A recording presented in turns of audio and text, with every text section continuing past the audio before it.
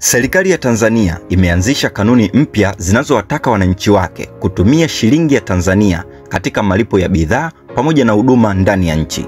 Kanuni hizi zilitangazwa kupitia tangazo la serikali namba 198 la mwaka 2025, zilizoanza kutumika tarehe 28 Machi 2025 kufuatia marekebisho ya sheria ya fedha ya mwaka 2024 ambayo ilipiga marufuku matumizi ya fedha za kigeni katika miamala ndani ya nchi.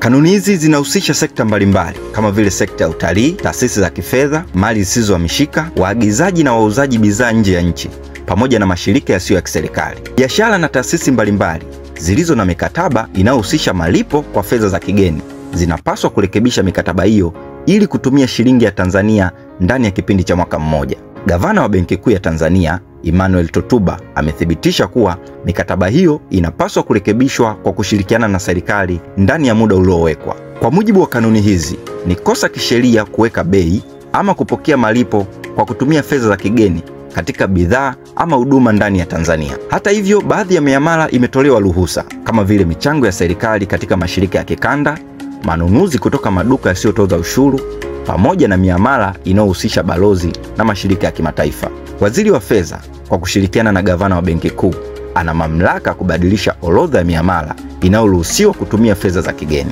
Biashara mbalimbali zinashauriwa kuchukua hatua hizi za haraka ili kuhakikisha zinazingatia kanuni hizi mpya ili kuepuka adhabu zinazoweza kutokea kutokana na kutofuata sheria. Hatua hizi ni sehemu ya juhudi za serikali katika kudhibiti mzunguko wa fedha za kigeni na kuimarisha thamani ya shilingi ya Tanzania.